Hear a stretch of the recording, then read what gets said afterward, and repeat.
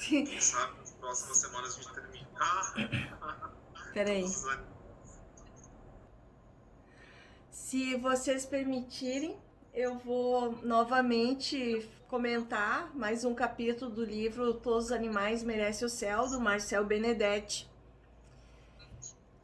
Eu vou fazer um resumão aqui.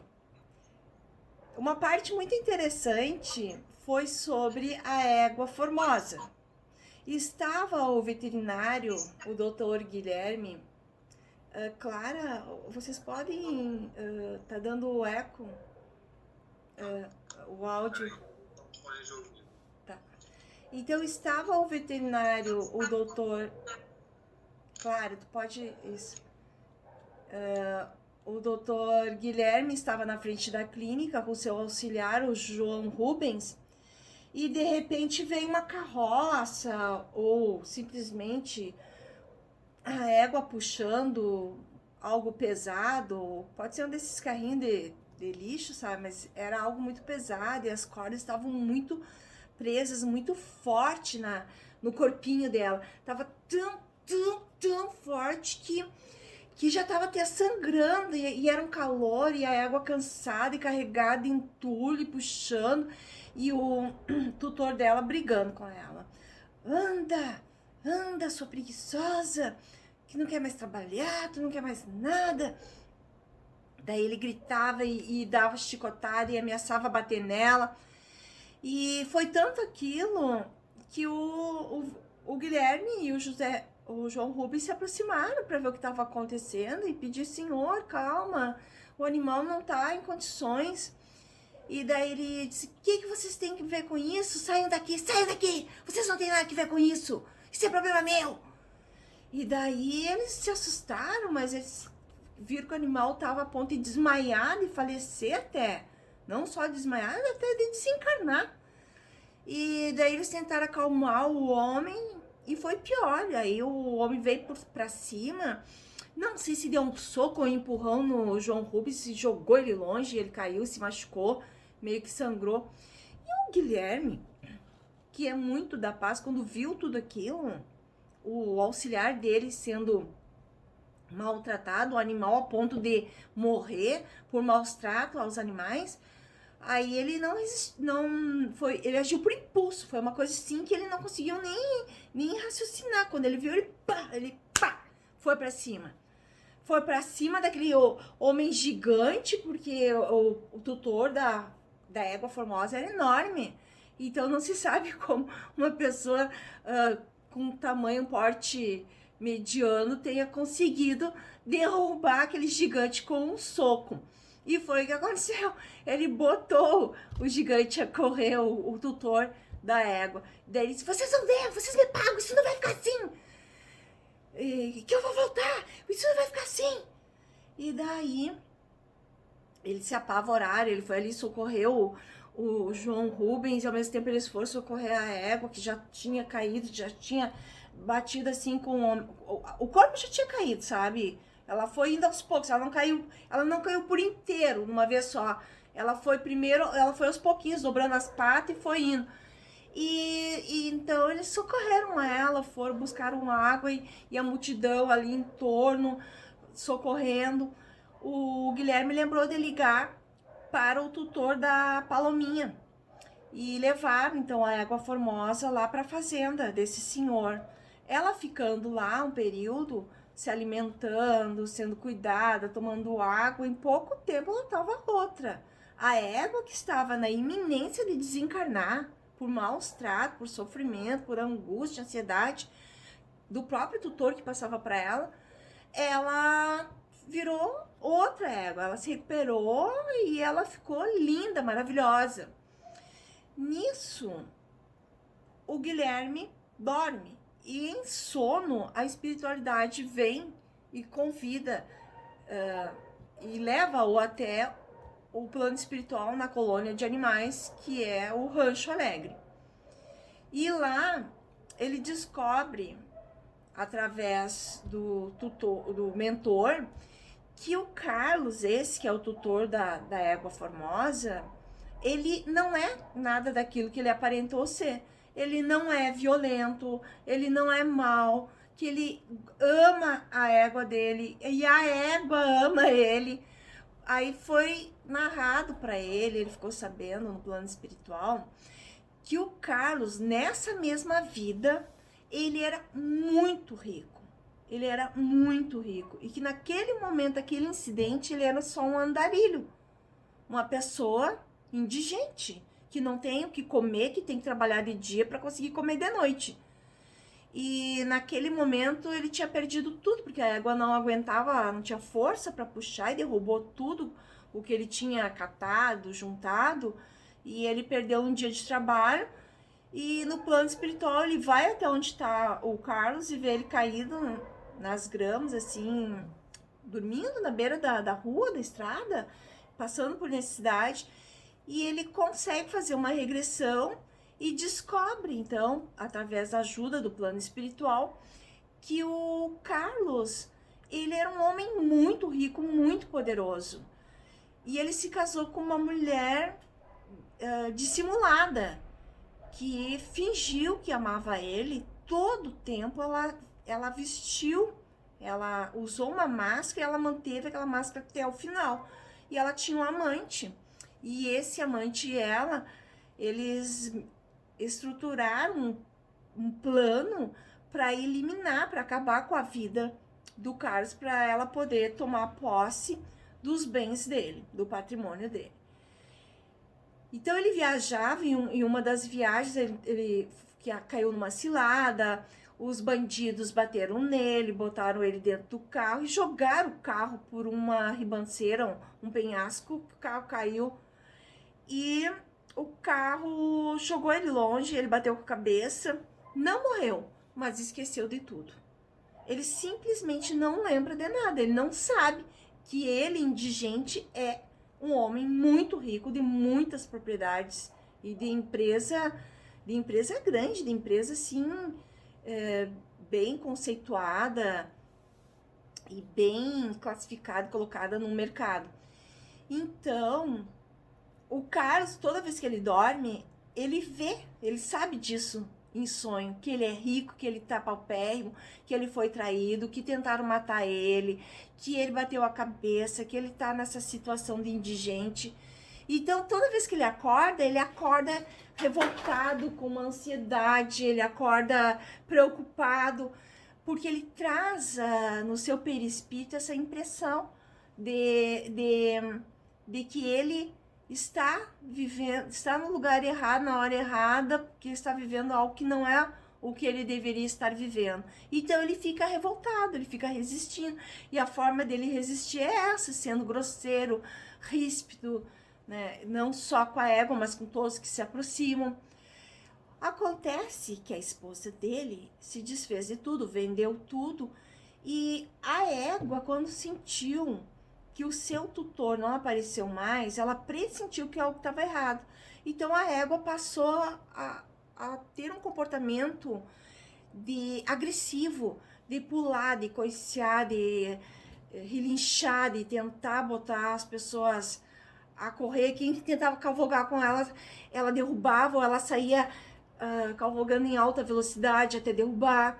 Então, venderam ela, passou de mão em mão 3 vezes, ninguém conseguia domar a égua, ninguém conseguia ficar com a égua, até que passou o seu Carlos pela estrada, uma estrada lá, e o homem puxando a égua furioso, égua teimosa, que a égua não serve pra nada, essa égua é ruim, puxando, e a égua viu ele, o tutor, e foi na direção dele bem feliz.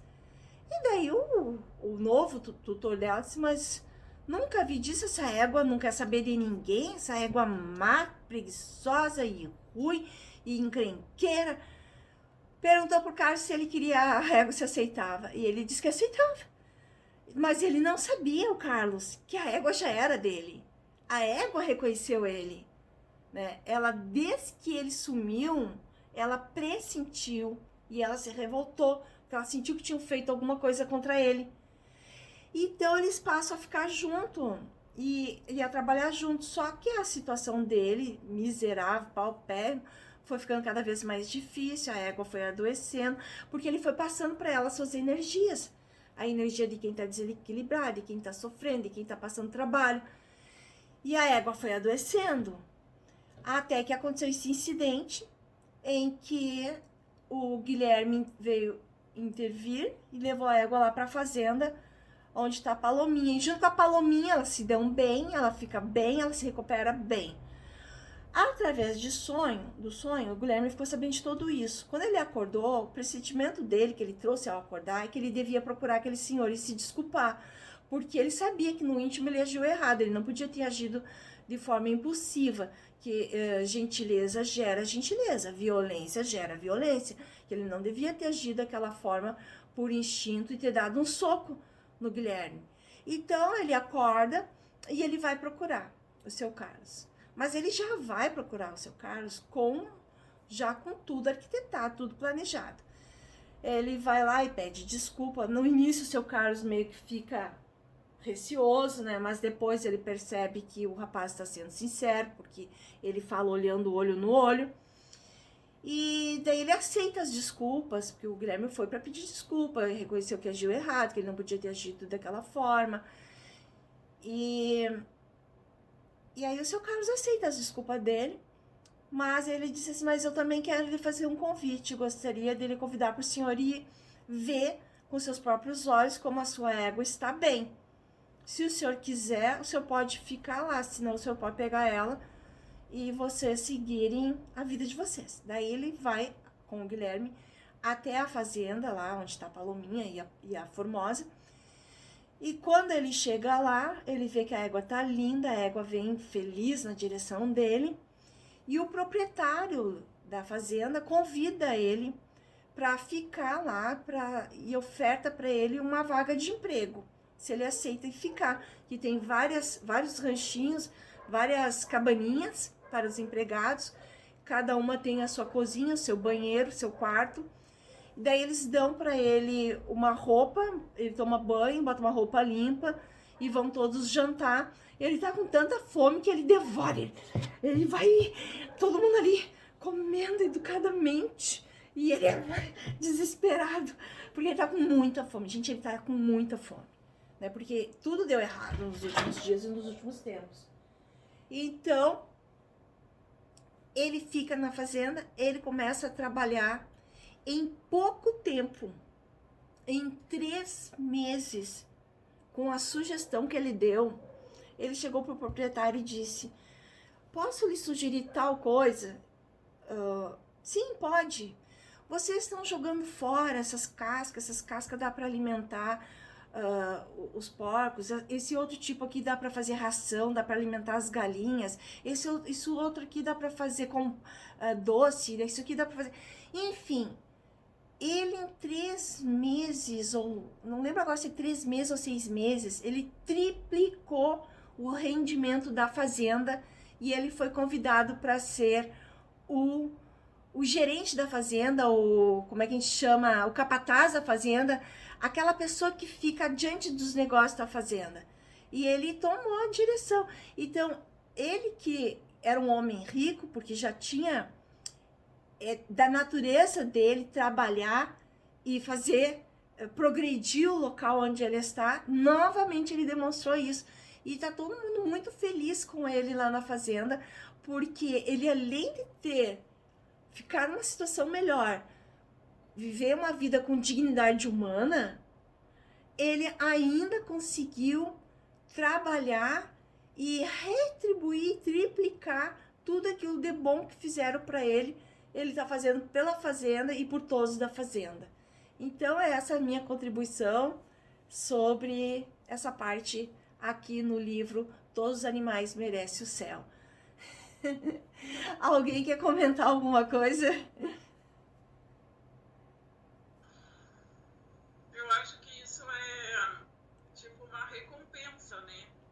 Mostra aí o que a gente vê, que quando você faz o bem, você sempre é recompensado, né? Sempre, né? Mas quando faz o bem sem esperar retorno, né? Perfeito, Clara, perfeito. A recompensa sempre vem pra gente. Em todo lugar que a gente vai, a gente tem sempre uma lição a aprender e a gente pode dar uma contribuição regeneração. Perfeito. Esses dias eu estava lendo acompanhando a palestra do Haroldo sobre o livro Nosso Lar, e ele estava contando lá a passagem do capítulo 24, se eu não me engano, e aí a dona Laura estava falando para o André Luiz, né, que ele estava tendo a oportunidade de trabalhar lá no Ministério da Regeneração, e ela dizendo para ele, não fique só observando, trabalha naquilo que tu puder, contribui com aquilo que tu pode. E é verdade, a gente, em todo lugar que a gente está inserido, a gente pode fazer a nossa parte. Não só ficar observando ou aprendendo ou esperando chegar num patamar de conhecimento para fazer uma coisa grandiosa. Às vezes, o mínimo que você faz, você já faz a diferença. Muito bem. Exatamente. Perfeito.